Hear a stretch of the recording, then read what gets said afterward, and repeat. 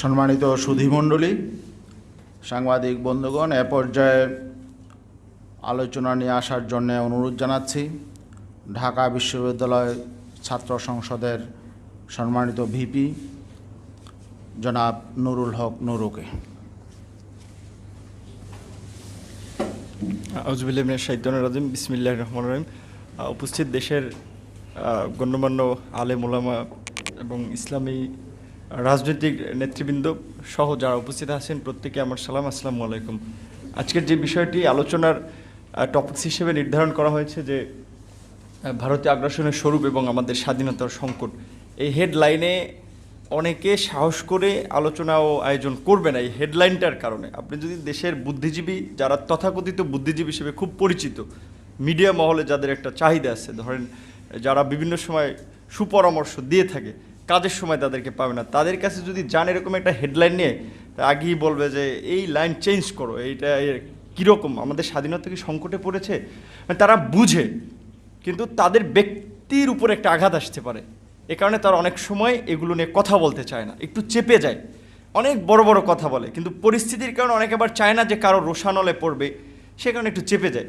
আর বিশেষ করে বর্তমানে বাংলাদেশে আপনি আওয়ামী লীগ বা সরকারে যারাই থাকে, এর আগেও যারা ছিল, সরকারের বিরুদ্ধে কথা বলা যতটা সহজ, তার চেয়ে ভারতের বিরুদ্ধে কথা বলাটা তার চেয়ে কঠিন। এটা সবচেয়ে ভুক্তভোগী আমরা। আপনারা জানেন কিছুদিন আগে ডিসেম্বরে ভারতে যখন এনআরসি সিএ, যেটা ন্যাশনাল রেজিস্টার অফ নাগরিকদের নাগরিক পুঞ্জি যেটা করতে চাইলো, সেটা নিয়ে ওখানে যখন ওখানকার মানুষই তো হিন্দু, বৌদ্ধ, জৈন, খ্রিস্টান সবাই আন্দোলন করলো যে না, এইটা কেন হবে, এই ভারতবর্ষে সবাই তাদের নাগরিক। তো সেখানে আমরা দেখলাম যে ভারতের স্বরাষ্ট্রমন্ত্রী ছিল, বিজেপির প্রধান অমিত শাহ, সংসদে দাঁড়িয়ে বললেন যে 1 কোটি অবৈধ মুসলিম অভিবাসী এরা বাংলাদেশে, এটা একটা দেশের সার্বভৌমত্বের প্রতি আঘাত। আমরা যদি ওই সময় প্রতিবাদ না করতাম বা আমরা দেশের মধ্যে প্রতিক্রিয়া না দেখাতাম, তাহলে তারা রোহিঙ্গাদের মতো আরও 1 কোটি বাংলাদেশে ওই মুসলিম, পশ্চিমবঙ্গের মুসলিমদের এখানে চাপিয়ে দেওয়ার একটা প্ল্যান করেছিল। কিন্তু আমাদের সরকার থেকে একটা আনুষ্ঠানিক প্রতিবাদ জানানো হয়নি। আমরা ঢাকা বিশ্ববিদ্যালয় থেকে আন্দোলন করেছিলাম এবং আমি ছাত্রলীগের বিরুদ্ধে অনেক আন্দোলন করেছি, ওইভাবে এরকম ঝামেলা হয়নি। এনআরসি সিএ নিয়ে আন্দোলন করলাম। দেখেন, ডাকসু ঢাকা বিশ্ববিদ্যালয় একটা প্রাতিষ্ঠানিক জায়গা, ছাত্রদের একটা আনুষ্ঠানিক প্ল্যাটফর্ম, এবং এদেশের রাজনীতিতে ডাকসুর একটা গুরুত্বপূর্ণ ভূমিকা ছিল। সেখানে ক্যামেরা ছিল, প্রকাশ্য দিবালোকে 24টা ছেলেকে আহত করেছিল, হামলা করেছিল, এবং সুন্দরভাবে যে ঘটনাগুলো, মারা হামলা টামলার পরে যেখানে সিসিটিভি ছিল, হার্ড ডিস্ক আবার সেফলি সরাই দিছে। এটা কি সরকারের বা ছাত্রলীগের কোনো ঘটনা ছিল? না, এই ঘটনার সাথে আমরা বলছি যে ভারতীয় গোয়েন্দা সংস্থা ইনফ্লুয়েন্স ছিল, যে এটা নিয়ে বাংলাদেশে প্রতিবাদ করা যাবে না। এবং এই ধরনের ঘটনাগুলো, যেটা আমার পূর্বের একজন বক্তা বলেছেন, সম্ভবত মুসলিম লীগের সাবেক নেতা, উনি বলেছেন যে বাংলাদেশের মিডিয়াতেও, কিংবা আমি শুধু মিডিয়া বলবো না, বিভিন্ন সেক্টরে তারা ভারতের লোক কিনা সেটা আমি জানি না, তবে ভারতের স্বার্থ আদায় অসংখ্য মানুষ কাজ করে। আপনি মানে চিন্তা করবেন না, তারা খায় দায় বাংলাদেশে, কিন্তু সবসময় চিন্তা করে ভারতের চিন্তাভাবনা, এটা বাস্তবে রয়েছে। কিন্তু আমরা আজকে দেখেন, এই করোনাকালীন সময় যেখানে সারা বিশ্বের মানুষ একটা বাঁচা মরা নিয়ে শঙ্কায় পড়ে গিয়েছিল, সবাই আল্লাহর কাছে মাপ চাইতে শুরু করছিল। সরকারের মন্ত্রী টন্ত্রী, সচিব টচিব ব্রিফিংয়ে দেখেন নাই, সবাই বলছে যে সবাই যার যার সৃষ্টিকর্তার কাছেও প্রার্থনা করেন। অন্যান্য সময় এত কথা বলে না। এমপি মন্ত্রীদের সংসদে দাঁড়ানোর আগে বিসমিল্লাহ, আল্লাহু আকবার, আলহামদুলিল্লাহ অনেকবার ইনশাল্লাহ বলা শুরু করছে। আমি মনে করছি যে এটা মহামারী চলে আসছে, এটা আমাদেরই তো, যে মুসলিম সে তো ধরেন ধর্মকর্ম নিয়মিত পালন না করলে কিছু বেসিক বিষয় তো জানে, যে যত বালা মুসিবত মানুষের তো হাতের কামাই, তা তো বুঝতে পারছে। কিন্তু এই সময়ে দেখেন বাংলাদেশে, আমরা বাংলাদেশের গণমাধ্যমে দেখি যে সীমান্ত দিয়ে পাগল পাঠাচ্ছে। এখানে পাগল কেমনে আসলো এখানে তো তাদেরকে পাঠানো হয়েছে সুন্দরভাবে, যে কোনো একটা প্রক্রিয়ার মধ্যে দিয়ে। পাগল না তারা গোয়েন্দা, সেটা তো আমি আপনি জানি না। তারপরে আবার দেখুন, চলতি বছরে আপনি যদি দেখেন, জানুয়ারি থেকে জুন পর্যন্ত 25 জনকে সীমান্তে হত্যা করা হয়েছে। মার্চ থেকেই তো করোনার প্রকোপটা শুরু হলো, যেখানে মানুষ এক প্রকারের সীমান্ত যোগাযোগ বন্ধ করলো নানা কারণে, সেখানে গুলি করে মানুষ মেরে ফেললো। অথচ ভারতের সাথে আর যে 5টা দেশের সম্পর্ক, এক জায়গায় একটা গুলির সাউন্ড হয় না। 2017 সালে নেপালের সীমান্তে একজন নেপালিকে, তরুণকে গুলি করা হয়েছিল। সেখানে ভারতে আমাদের দেশের মন্ত্রী মর্যাদার ভারতের নিরাপত্তা উপদেষ্টা অজিত দোভাল, তিনি নেপালিদের কাছে হাত জোর করে ক্ষমা চেয়েছিলেন। আর আমাদের প্রতিনিয়ত মারছে। সরকারকে একটা বিবৃতি জানিয়েছে, ভারত ডোন্ট কেয়ার। বাংলাদেশকে যেটা আপনি যদি দেখেন, ভারত বাংলাদেশকে মনে করে যে তাদের ইতিহাসের একটা পাদটিকা, যে আমাদের লং হিস্ট্রি লিখতে গেলে বাংলাদেশের নামটা আসবে, আমরা ওদেরকে সহযোগিতা করছি বা করতেছি, ওরা আমাদের নিয়ন্ত্রণে আছে। আমাদের বলতে গেলে যেমন রাজনৈতিক দলের যেমন অঙ্গ সহযোগী সংগঠন থাকে, এটা সেরকম একটা। আর মাঝে মাঝে তারা বাংলাদেশে যখন আপনারা এই ধরনের টপিকস নিয়ে আলোচনা করি, মাঝে মাঝে রাজপথে দাঁড়াই, তখন তারা একটা অস্বস্তিতে ভোগে। বাট এছাড়া কিন্তু বাংলাদেশকে তারা ওইভাবে গুরুত্ব দেয় না, কারণ জানে যে এখানকার ক্ষমতার নাটাই, প্রশাসনিক নাটাই, রাজনৈতিক নাটাই সব তাদের হাতে। আপনি চাইলে কিচ্ছু করতে পারবেন না। 1/11-এর সময় পরিস্থিতি দেখেছেন না? 1/11-এর যে সেনাপ্রধান জেনারেল মঈন আহমেদ একটা বই লিখেছে, ওই বইতে লিখেছে যে তারা যখন ক্ষমতা নেবে এখানকার, তিনি ভারতের প্রধানমন্ত্রী মনমোহন সিংকে বলেছিলেন যে এই পরিস্থিতিতে দেশে এরকম হবে, এখন আমরা আপনার সহযোগিতা চাই। তার সহযোগিতা চেয়েছিল, বিকজ তারা বুঝতে পেরেছিল যে তারা আর্মি যদি ক্ষমতায় নেয়, মিলিটারি পাওয়ারে আসে, বা যেহেতু রাজনৈতিক নাটাইটা তাদের হাতে, সুতরাং তাদেরকে লাগবে। তখন তার পজিটিভ একটা রিভিউ ছিল। ইভেন আপনার যে তত্ত্বাবধায়ক সরকার নিয়েও যে ওই সময় যে ধরেন তত্ত্বাবধায়ক সরকার ব্যবস্থা নিয়েও কারা গঠিত হবে, কি প্রক্রিয়া ফর্ম হবে, আমাদের সেখান তো ধরেন 2008 সালের নির্বাচন তো আপনার জানেন, অস্কার ফার্নান্দেস তারানকো, জাতিসংঘের মহাসচিব, সহকারী মহাসচিব, নানান ব্যক্তিরা এসেছিল। লন্ডনের ইকোনমিস্ট পত্রিকায় ভারতের প্রভাব নিয়ে তত্ত্বাবধায়ক সরকার গঠনে বা তাদের একেবারে জড়িত হওয়া নিয়ে বেশ বিশ্লেষণধর্মী কয়েকটা রিপোর্ট প্রকাশ করেছিল। তার মানে যে ওই তত্ত্বাবধায়ক সরকার গঠন প্রক্রিয়ায় ভারতের সেখানে একেবারেই ডাইরেক্ট ইন্টারফেয়ার ছিল। আবার সেই তত্ত্বাবধায়ক সরকার ব্যবস্থা বাংলাদেশ, যে আওয়ামী লীগ একসময় রাজপথে লড়াই করেছে বা সব দলগুলো, আবার আওয়ামী লীগ এসে কলমের খোঁজায় সেই তত্ত্বাবধায়ক সরকার ব্যবস্থা দূর করে দিল। যেহেতু ভারত তত্ত্বাবধায়ক সরকার ব্যবস্থায় সমর্থন ছিল, হয়তো রিমুভ করার পেছনেও তাদের একটা ইঙ্গিত ছিল যে তোমরা করো, আমরা আছি তোমাদের পিছনে। কারণ বাংলাদেশের কূটনৈতিক সম্পর্ক যদি দেখেন, সেখানে ভারতের সাথে 90-এর দশক সময়টা মোটামুটি একটু লিবারেল, একটু সক্রিয় কূটনৈতিক সম্পর্ক ছিল। বাট এর আগে যদি বঙ্গবন্ধু হত্যার পরে বা বঙ্গবন্ধুর স্বাধীনতার পরে, যেখানে একজন বক্তা বলেছিলেন না, বঙ্গবন্ধু প্রথম এয়ারপোর্টে নেমেই হাত মিলানোর আগে বলেছিলেন তোমার সৈন্যদেরকে আমার দেশ থেকে কবে নেবা। কারণ বঙ্গবন্ধু বুঝতে পেরেছিলেন যে তার রাজনীতি তো 2 দিনের রাজনীতি না, এই অনেক আগে থেকে রাজনীতি করে তিনি বুঝতে পেরেছিলেন যে আমার দেশকে নিরাপদ করতে হলে, আমার দেশকে বিদেশে আধিপত্য মুক্ত করতে হবে, ভারতের সৈন্যরা যেহেতু দেশে ঢুকে পড়েছে তাদেরকে বের করে নিতে হবে। সেটা সাহসের সহিত বলেছিলেন বঙ্গবন্ধু। এবং ভারত আমাদের মুক্তিযুদ্ধে সহযোগিতা করেছিল, আমরা গ্রেটফুল, আমরা তাদের মঙ্গল কামনা করি সব সময়। কিন্তু তার মানে তো এই না যে তারা আমাদেরকে সীমান্তে মারবে, বর্ষার সময় ফারাক্কা ব্যারেজের গেট খুলে প্রতি বছর ডুবিয়ে মারবে, আর আমরা বলতে থাকবো ভারতের সাথে আমাদের রক্তের সম্পর্ক, ভারতের সাথে আমাদের রাখির বন্ধনের সম্পর্ক। এই কথা যারা বলে থাকেন, হয় তারা আহাম্মক, না হলে তারা ভারতের দালাল একেবারে, যারা এই কথা বলে থাকেন। আমরা তো বলছি যে আমরা ভারতের প্রতি কৃতজ্ঞ, তাদের মানুষের সাথে আমাদের মানুষের তো খুব বেশি বৈপরীত্য নাই, কিন্তু বৈপরীত্যটা হচ্ছে রাষ্ট্রীয় পর্যায় থেকে। কারণ তারা এখানকার রাজনীতিটাকে এমনভাবে প্রভাবিত করে যে ক্ষমতায় যাওয়ার ক্ষেত্রে দেখেন, এই যে সীমান্ত হত্যাকাণ্ড ঘটছে না, এটা কি স্বাভাবিক কোনো ঘটনা? একটা দেশের কয়টা রাজনৈতিক দল সেটা নিয়ে প্রতিবাদ করছে, বিভিন্ন বিষয়ে তো প্রতিবাদ করে। এনআরসি সিএ নিয়ে যখন বলা হলো 1 কোটি মুসলিমকে বাংলাদেশে পাঠিয়ে দেওয়া হবে রাষ্ট্রীয় পর্যায় থেকে, কয়টা দল প্রতিবাদ জানাইছে? কারণ কেউ চায় নাই যে দাদাবাবুরা যাতে অসন্তুষ্ট হোক। এরকম একটা ভারত তোষণের রাজনীতি এখানে চলছে দীর্ঘদিন ধরে। আর বঙ্গবন্ধু এবং আরেকজন বক্তা বলেছেন যে বঙ্গবন্ধু এবং জিয়া হত্যাকাণ্ডের পেছনে আমরা মনে করি এটি দেশীয় কোনো ঘটনা ছিল না, আন্তর্জাতিক একটা বিশাল চক্রান্ত ছিল, এবং সেখানে হতে পারে ভারতের ইনভলভমেন্টও থাকতে পারে। বিকজ আপনি যদি দেখেন, বাংলাদেশকে ভারত সহযোগিতা করছে 74 সালে, আবার ভারত চেয়েছিল যে বাংলাদেশকে ব্যবহার করবে, তারা যে পাকিস্তান থেকে ছুটাইয়া তারপরে তাদের স্বার্থে ব্যবহার করবে। 74 সালে যখন ওআইসি, ইসলামিক দেশগুলোর যে সংস্থা, 74-এ যখন ওখানে যাবেন, বঙ্গবন্ধু সিদ্ধান্ত নেন, ইন্দিরা গান্ধী কিন্তু বঙ্গবন্ধুকে মানে তার মেসেজ পাঠিয়ে না যাওয়ার জন্য অনুরোধ করেছিলেন। বঙ্গবন্ধু কিন্তু গিয়েছিলেন, কারণ তিনি বুঝলেন এখানকার 90% মানুষ মুসলিম, সুতরাং আমি কেন মুসলমান দেশগুলোর সাথে একটা সহযোগিতার সম্পর্ক গড়ে তুলব না। তিনি কিন্তু গিয়েছিলেন। তারপর 74-এ স্থল সীমান্ত চুক্তি নিয়ে, পানি বন্টনের স্বল্পমেয়াদী চুক্তি নিয়ে ভারতের সাথে কিন্তু একটা অসন্তোষ তৈরি হয়েছিল।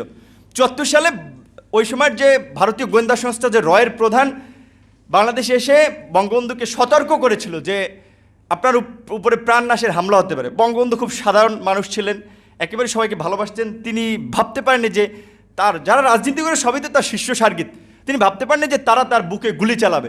তিনি বলেছিলেন না, ওরা আমার ছেলের মতো, ওরা এই কাজ করবে না, যখন এটা করেছিলেন। অ্যান্ড কেউ কেউ বলে ভারতের সতর্ক করেছিল, যদি সতর্ক করে তাহলে তারা তার প্রিভেনশনে ব্যবস্থা নিবে যাতে বঙ্গবন্ধু হত্যাকাণ্ড না ঘটে। অনেকের ধারণা, রাজনৈতিক বিশ্লেষকদের, হয় তিনি বঙ্গবন্ধুকে একটা সতর্কতা করেছিলেন অথবা বঙ্গবন্ধুকে এক প্রকারের হুমকি দিয়েছিলেন যাতে বঙ্গবন্ধু ভারতের উপরে আবার ডিপেন্ডেবল হয়, যে আমাকে বাঁচাও, সেভ করার জন্য ভারতের সাহায্য চায়। সেটা তো বঙ্গবন্ধু তাদেরকে বলেন নাই যে না তোমরা আমাকে রক্ষা করো দলে, সেটা বঙ্গবন্ধু বলেন নাই, কারণ তার আস্থা ছিল যে তার দেশের জনগণ তার বুকে গুলি চালাবে না। তো সে কারণে অনেকের ধারণা যে সেই ঘটনায় ভারতেরও সংশ্লিষ্টতা থাকতে পারে। সুতরাং আমরা সেটা একটা আন্তর্জাতিক তদন্ত কমিটি করার মাধ্যমে জিয়াউর রহমান এবং বঙ্গবন্ধু হত্যাকাণ্ডের আমরা বিচার দাবি করি। বাংলাদেশের স্বাধীনতার সার্বভৌমত্বের স্বার্থে এটা প্রয়োজন, কারণ আজকে রাজনৈতিকভাবে একদল আরেকদলকে দোষারোপ করলে এর সমাধান হবে না। এবং জিয়াউর রহমান এবং বঙ্গবন্ধু দুজনই একেবারে দেশপ্রেমিক মানুষ ছিলেন। যেমন যখন ওই সময় ধরেন ৭৫-এর পরে যখন আওয়ামী লীগ ভারতের সাথে সম্পর্কটা একটু টানপোড়েন, তখন কিন্তু জিয়াউর রহমানের উদ্যোগে যে সার্ক গঠিত হয়েছিল, দক্ষিণ এশিয়ার আঞ্চলিক সহযোগী সংস্থা, সেখানে বাংলাদেশ একটা ভূমিকা পালন করেছিল। হয়তো ভারত তো সবসময় চেয়েছিল তাদের প্রতিদ্বন্দ্বী চিরশত্রু পাকিস্তান, চীন, তাদের সাথে একটা খারাপ সম্পর্ক রাখার জন্য। আমাদের তো সবার সাথেই সুসম্পর্ক দরকার, যেটা বঙ্গবন্ধু ওই সময় পররাষ্ট্র নীতি যে সময় ঠিক করেছিলেন যে কারোর সাথে বৈরিতা না, সকলের সাথে বন্ধুত্ব। কিন্তু সেটার বাস্তব চিত্র যেটা বলেছে আমরা বর্তমানে বঙ্গবন্ধু কন্যা মাননীয় প্রধানমন্ত্রীর কাছ থেকে দেখি না, বরঞ্চ তিনি যখন বাংলাদেশে প্রেস কনফারেন্সে করে বলে যে ভারতকে যা দিয়েছি তা সারা জীবন মনে রাখবে, সেটা জাতি হিসেবে আমাদেরকে খুব হতাশ করে। এবং আমাদের দেশের প্রধানমন্ত্রী যখন এই কথা বলে তখন আমাদেরকে ক্ষুব্ধ করে। আপনারা দেখেছেন যে কিছুদিন আগে যে পেজ নিয়ে যে একটা কাণ্ড হলো, আমরা তাদের পুজোর ইলিশ পাঠালাম এক জাহাজ, তার পরের দিনই তারা পেঁয়াজ দেওয়া বন্ধ করে দিল। আমাদের সরকারের একটা মানে সামর্থ্য হয় না যে কেন তোমরা বন্ধ করছো, কারণ তোমাদের সাথে তোমাদের চুক্তি যেটা কন্টিনিউয়াসলি আসতে থাকবে, হঠাৎ করে তুমি বন্ধ করতে পারো, তুমি মেসেজ দিতে হবে আমাকে যে আমার আগামী মাস থেকে সংকট, সেটা তো তুমি দাওনি। অথচ এগুলো নিয়ে কিন্তু তারা যতই আমরা আপনারা প্রেস ক্লাবে বলি, ওইদিকে বলি, সরকার কোনো আমলে নিচ্ছে না। এখন হচ্ছে সরকারকে যদি আমলে নেওয়াতে চান এবং বাংলাদেশের যেটা বলছেন যে আজকে যে আমাদের আপনার আগ্রাসন যদি রুখতে চান এবং আমাদের যে স্বাধীনতার সংকটটা হচ্ছে স্বাধীনতার পর থেকে এখনও ভারত প্রত্যেকটা ক্ষেত্রে ইন্টারফেয়ার করে যাচ্ছে, তাদের বলয় তৈরি করে রেখে যাচ্ছে। বাংলাদেশকে যেটা বলছে যে সিকিমের মতো নিবে না, কিন্তু বাংলাদেশকে শোষণ করবে রাজনৈতিকভাবে, অর্থনৈতিকভাবে, এবং তাদের হাতের পুতুল বানিয়ে রাখতে যাবে। সুতরাং সেখান থেকে যদি মুক্ত করতে চান তাহলে আমাদের ইসলামিক, অন ইসলামিক মানে কোনো মানুষ, শুধু বাংলাদেশের যারা দেশপ্রেমিক জনগণ, তাদের একটা ঐক্য ছাড়া এই অবস্থার থেকে উত্তরণে সম্ভব না। সেজন্য আজকে ইসলামী আন্দোলনের পক্ষ থেকে এই ধরনের উদ্যোগ নেওয়া হয়েছে। এখানে অনেক ইসলামিক দলের নেতৃবৃন্দ আছেন, আমি তাদের প্রতি ধন্যবাদ জানাই। যে আপনারা অনেকে বলে যে হুজুররা খালি মসজিদ কেন্দ্রিক রাজনীতি করে, তাবলিগ কেন্দ্রিক, আপনারা আজকে আন্তর্জাতিক প্রেক্ষাপটে বর্তমানে বাংলাদেশ খুবই একটা যেমন ট্রাম্প কার্ড, মানে ট্রাম্প কার্ড বলতে আপনি যদি খেলতে পারেন আপনি জয়লাভ করবেন, আর যদি আমরা কারো খেলার পাত্র হই তাহলে আমাদের নিয়ে খেলবে, মানে ফুটবলের মতো, যেটা যদি আমরা প্লেয়ার হই আমরা লাথি দিতে পারবো, আর যদি ফুটবল হয় তাহলে আমাদের লাথি খাওয়া লাগবে। আজকে চীন যেভাবে বাণিজ্যিকভাবে বিশ্ব একটা রাইজিং শক্তি হচ্ছে, তারা চাচ্ছে যে বাংলাদেশে তাদের বিনিয়োগ করতে, বাংলাদেশকে হেল্প করতে, আবার ভারতও চাচ্ছে, আবার আমেরিকাও চাচ্ছে কৌশলগত কারণে যে আমাদের সাথে গুড রিলেশন তৈরি করতে। সুতরাং আমি কেন একটা দেশের উপরে ডিপেন্ডেবল হব? যেই তিস্তা চুক্তি এত বছরেও হয়নি, স্বাধীনতার 50 বছরে হয়নি, সেখানে চীন $100 কোটি তিস্তা ব্যারেজ প্রকল্পে সহায়তা করতে চাইছে। সুতরাং ভারত অখুশি হতে পারে, কিন্তু আমি কেন নিব না? তুমি তো আমাকে তিস্তা চুক্তি দিচ্ছ না। শুধু তিস্তা নয়, 54টি নদীর ন্যায্য হিস্সা আমরা পাচ্ছি না, যে কারণে বলা হচ্ছে যে আপনার শুকনা মৌসুমে উত্তরাঞ্চল ফেটে চৌচির হয়ে যায়, আর এইদিকে বর্ষার সিজনে আমাদেরকে ডুবিয়ে মারে ভারত। অথচ এই ফারাক্কা বাঁধ কিন্তু পরীক্ষামূলকভাবে 41 দিনের জন্য শুরু করেছিল। এবং আপনারা একটা কথা, যে মাওলানা ভাসানীকে এই দেশের মানে অন্যতম একজন নেতা বলে, আগ্রাসন বিরোধী নেতা বলা হয়, কারণ তিনি ওই সময় একটা কথা বলেছিলেন যে আমরা দিল্লির গোলামি করার জন্য পিন্ডি থেকে মুক্তি হয়নি, অর্থাৎ যে পাকিস্তানের রাজধানী ছিল, যে সেই পাকিস্তানকে ইন্ডিকেট করে বলছে যে কারণ দিল্লির দিকে তখন এভাবে আমরা দিল্লির আগ্রাসনে পরিণত হচ্ছি। কাজে আজকে সে মাওলানা ভাসানীর সেই কথার যথার্থতা রয়েছে। আজকে এখানে আমরা রাজনৈতিক, সামাজিক, অর্থনৈতিক সব ক্ষেত্রেই ভারতীয় আগ্রাসনের শিকার। আজকে সাংস্কৃতিক ক্ষেত্রে বাংলাদেশের চ্যানেল বলেন বিটিভি সরকারের চ্যানেলটা ওখানে দেখাতে পারেনি, অথচ ভারতের সবগুলো চ্যানেল এখানে, এবং ভারতীয় চ্যানেলে এখানকার পণ্যের অ্যাড হয়। আর তাদের সংস্কৃতি অনেকে বলার চেষ্টা করে থাকেন যে ভারতীয় সংস্কৃতি আমাদের সংস্কৃতিটা মেলবন্ধন রয়েছে, তাদের সংস্কৃতির ক্ষেত্রে অনেক ক্ষেত্রে আমাদের ডিফারেন্স আছে, এটা মনে রাখতে হবে। কারণ আমাদের এখানকার সামাজিক মূল্যবোধ অনেকটা ভিন্ন রকম। আমরা এখানে হতে পারে একটা বিশ্ববিদ্যালয়ে পড়ুয়া একজন ছেলে টি শার্ট পরে, জিন্স পরে, কিন্তু সেও নামাজ কালাম পরে এবং ধর্ম যেই জিনিসটাকে একেবারে ব্যান করে সেটার প্রতি তার খুব একটা আগ্রহ থাকে না। কিন্তু এখন এই যে দেখেন সোশ্যাল মিডিয়ার পেজ মেজ ভারতীয় বিভিন্ন সিরিয়াল টিরিয়াল, তারপরে আরও কি যেন বলে আপনার অনেকগুলো, এগুলো বাংলাদেশের যুব সমাজকে কিংবা বাংলাদেশের সাংস্কৃতিক ক্ষেত্রে একটা বড় ধরনের আগ্রাসন। তো আজকে এই আলোচনার জন্য আপনাদেরকে ধন্যবাদ জানাই। এবং আরেকটা কথা বলি শেষ করব, যেটা আমি বলছিলাম যে বাংলাদেশ এখন আন্তর্জাতিক ক্ষেত্রে খুবই গুরুত্বপূর্ণ। যেমন চায়না যেমন ওয়ান বেল্ট ওয়ান রোড প্রকল্পে বাংলাদেশকে নিতে চাচ্ছে, আমেরিকা সহ আবার তার মিত্ররা আবার আপনার এশিয়া প্যাসিফিক করিডোর করতে চাচ্ছে, সেখানেও তারা বাংলাদেশকে চাচ্ছে। ভারত সহযোগিতা করতে চাচ্ছে আমাদেরকে, আমেরিকা চাচ্ছে, চায়না চাচ্ছে। আমাদের স্বার্থের জন্য যাদের সাথে সম্পর্ক করার দরকার সেই সম্পর্কটা করতে হবে।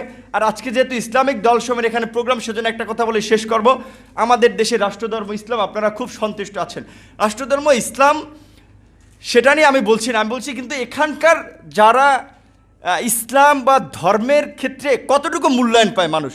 আপনি দাড়ি টুপি নিয়ে যদি চাকরি বাকরির একটা ভাইবা বোর্ডে যান, হয়তো খুব কম মানুষ আপনাকে প্রেফার করবে যে এই লোকটাকে আমরা নেই। ম্যাক্সিমাম লোকের একটা বিরূপ ধারণা যে হুজুরদের। তাহলে এই পরিবেশটা কেন তৈরি হলো? এই ব্যারিয়ারটাও ভাঙার জন্য আপনাদেরকে সমাজের সকল ধারায় মিশতে হবে, সকল জায়গায় আপনাদের প্রতিনিধিত্ব নিশ্চিত করতে হবে, এবং আপনাদেরকেও আপনাদের জায়গা থেকে দাবি জানাতে হবে। শিক্ষকদের সংগঠন আছে, শিক্ষক সমিতি, আমলাদের সংগঠন আছে, আপনাদেরও যারা বিশেষ করে ধর্মীয় বিষয়গুলোকে খুব ভালোভাবে ছড়িয়ে দিতে চান বা এই বিষয়গুলো নিয়ে কাজ করে চান, ইসলামিক চিন্তাভাবনা করেন, তাদেরকেও এই বিষয়টা আজকে সামনে আনতে হবে যে মাদ্রাসার ছাত্রদেরকে কেন বিভিন্ন ক্ষেত্রে বৈষম্যের শিকার করা হয়। দাওরা হাদিসকে মাস্টার্সের সমমান দিছে, কিন্তু দাওরা হাদিসের মাস্টার্সের সার্টিফিকেট নিয়ে একটা ছেলে জেনারেল লাইনের ছেলের সাথে কি চাকরির প্রতিযোগিতায় কোথাও টিকবে না। কারণ সে তো বাংলা ইংলিশ যেই প্যাটার্নে কোশ্চেন হয় সেটা তো সে পরে আসে নাই, ওইভাবে চর্চা করে আসে নাই। প্রয়োজনে তাদের জন্য যে কর্মক্ষেত্রগুলো আছে সেখানে তাদেরকে ব্যবস্থা করতে হবে কর্মসংস্থানের। আপনি একজন ইমামের পিছনে নামাজ পড়তে পারেন, রাষ্ট্রপতিও তার পিছনে নামাজ পড়তে পারে। আপনি ওই ইমামকে একটা মন্ত্রিত্ব দেবেন, তা তো দিবেন না, তার পিছনে নামাজ পড়তে পারেন, মন্ত্রীও দাঁড়াই যায়। কিন্তু সুতরাং যাদের যেখানে প্রয়োজন আপনাদের অধিকার আদায়ের জন্য আপনাদেরকে কথা বলতে হবে। রাজনীতির পাশাপাশি এই যে মাদ্রাসার ছাত্র বড় একটা গোষ্ঠী, তারা যে বৈষম্য শিকার, এটাও তুলে নিয়ে আসতে হবে। এবং আজকের এই আয়োজনের জন্য বা আমাকেও ছাত্রনেতা হিসেবে এখানে ইনভাইট করার জন্য আপনাদেরকে ধন্যবাদ জানাই। আসসালামু আলাইকুম। অসংখ্য ধন্যবাদ বাংলাদেশের ছাত্র সমাজের প্রতিনিধি ডাকসুর ভিপি নুরুল হক নুরুকে। একটি বিষয়ে বলা প্রয়োজন, আসলে ভারতের যে কোনো আগ্রাসন, যে কোনো অন্যায়ের বিরুদ্ধে কিন্তু ইসলামী আন্দোলন বাংলাদেশ সবসময় রাজপথে অবতীর্ণ হয়েছিল। এনআরসির বিরুদ্ধে, টিপাইমুখবাদের পরিকল্পনার বিরুদ্ধে কিন্তু ঐতিহাসিক লং মার্চ করেছিল ইসলামী আন্দোলন বাংলাদেশ। এনআরসি সিএ এর বিরুদ্ধে রাজপথে অবতীর্ণ হয়েছিল ইসলামী আন্দোলন বাংলাদেশ। ইভেন যখন বঙ্গবন্ধুর জন্ম শতবার্ষিকী উদযাপনের অনুষ্ঠানে নরেন্দ্র মোদীকে দাওয়াত করা হয়েছিল, সেটারও তীব্র প্রতিবাদে কিন্তু মাঠে ময়দানে অবতীর্ণ হয়েছিল ইসলামী আন্দোলন বাংলাদেশ। যাই হোক, ইসলামী আন্দোলন বাংলাদেশ কিন্তু এই মানে ভারত জুজুতে কোনো রাজনৈতিক কর্মসূচি থেকে নিবৃত থাকে না, বরং যেটা যখন বলা প্রয়োজন সেটা সাহসের সাথে বলার চেষ্টা করে, জনগণকে সচেতন করার চেষ্টা করে। আজকের এই সেমিনারও তারই একটা ধারাবাহিকতা।